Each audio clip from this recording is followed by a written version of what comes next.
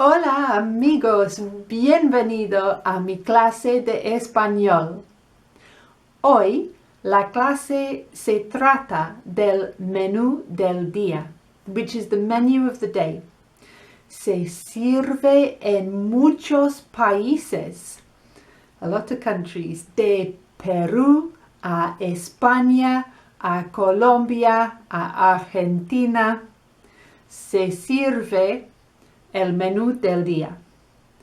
Now, I'm going to give you a new word. En español, there are three meals we're going to talk about. We have el desayuno, which is breakfast, la cena, which is the evening meal, okay?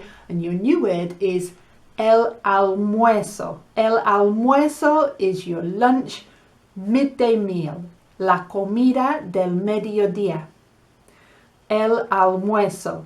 And I remember it by thinking of it being lots of little morsels. ¿Qué es el almuerzo? Es la comida más grande del día. Very often, the biggest meal of the day. El almuerzo. El menú del día se sirve en restaurantes a mediodía. Bueno, típicamente entre la 1 de la tarde y las 4 de la tarde. ¿Por qué? Porque la gente, which is people, la gente comienzan el trabajo. And trabajo is work. So there's another new word for you. You've got almuerzo and now you've got trabajo. Trabajo, hi ho, it's off to trabajo. Okay, it's off to work. Perdón. Okay, el trabajo comienza a las 8 de la mañana, a las 7 de la mañana, hasta las 2 de la tarde. So people have almost a full day, perhaps, y luego un descanso, 2 horas. Un descanso is a rest. Por el almuerzo. And then back to trabajo for another 4 horas, posiblemente. Very often people can't go home, so you have el menú del día en los restaurantes. Típicamente es económico, barato. Here's another new word, third new word. Barato means cheap. Económico y grande. So it's a big meal. Now, quiero comenzar a presentar el menú del día. Okay? There are 3 courses. You have your first course, el primer plato, primeros. Your second course, el segundo plato, los segundos. And then you have your puddings, los postres. So, típicamente, el primer plato could have 2 opciones. Por ejemplo, sopa, ensalada. So that's sopa is soup, obviously not soap. Sopa, ensalada, or maybe a little guiso, which is a stew.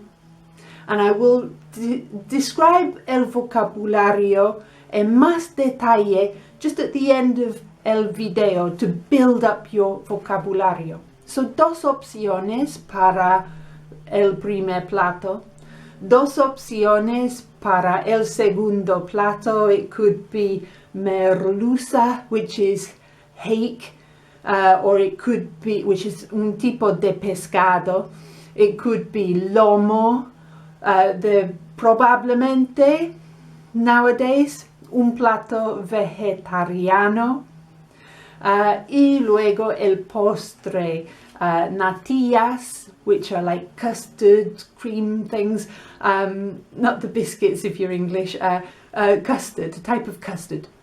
natillas, lovely word, I love it, and I'll tell you more about that later as well. Helado, fruta, those are your postres.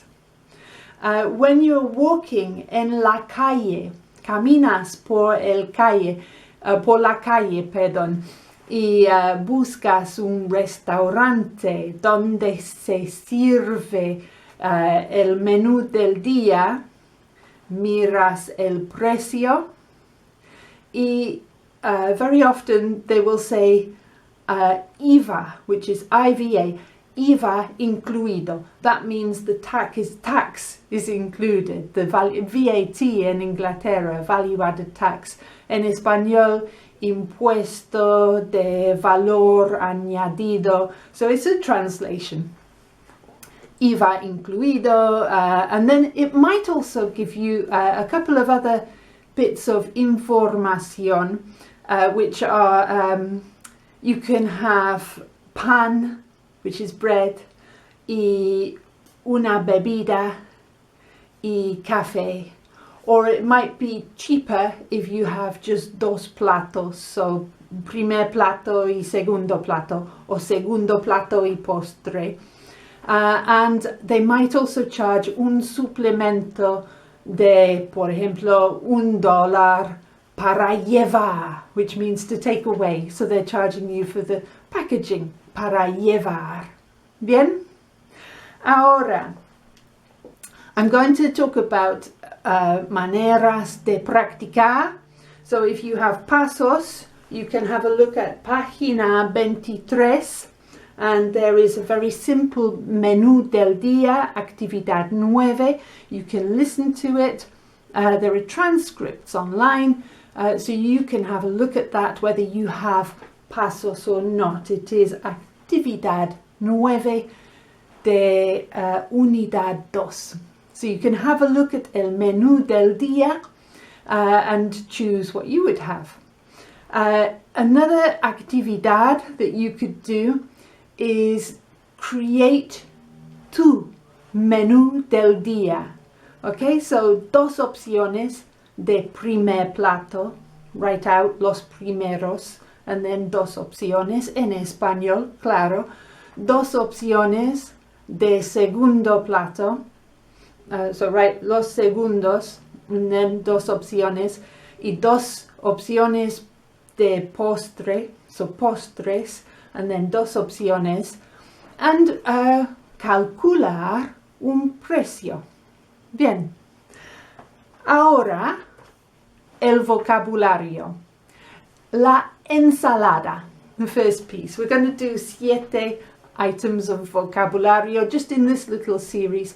La ensalada incluye la lechuga, which is lettuce, and I like that word, lechuga.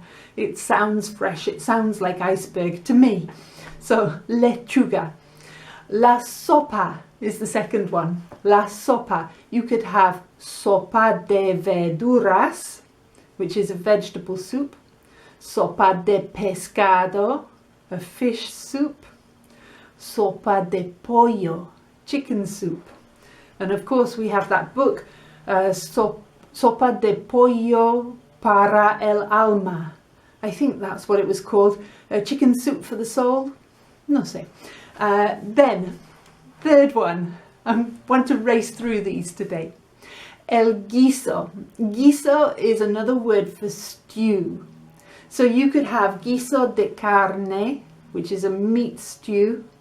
Guiso de garbanzas. A lovely word. Those are chickpeas. Garbanzas. Garbanzas y chorizo. Something like that. Guiso. You could have merluza, which I mentioned. It's a mild white fish, so it's milder than cod. Merluza. Cod is bacalao. Okay, you'll get used to it. Te acostumbrarás. Something like that.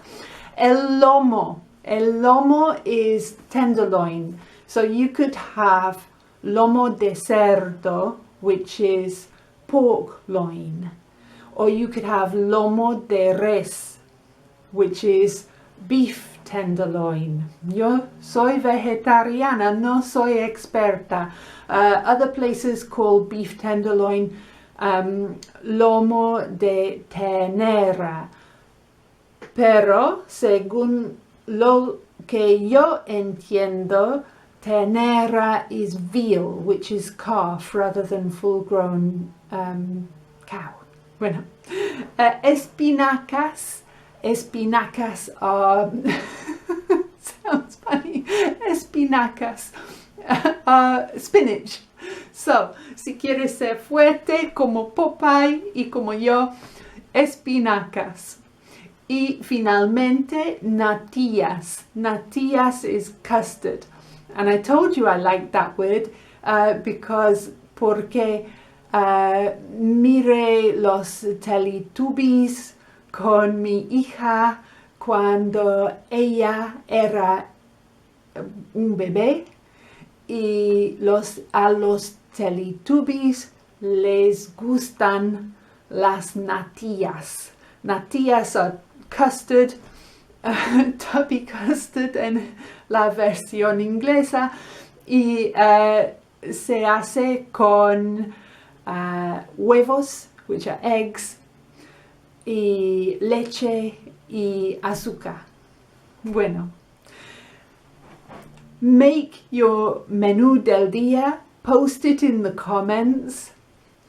Remember the keywords for today. We had almuerzo, which is lunch, and we had primer plato, segundo plato y postre. Bueno, muchas gracias por watching y nos vemos aquí muy pronto. Hasta pronto entonces. Adiós.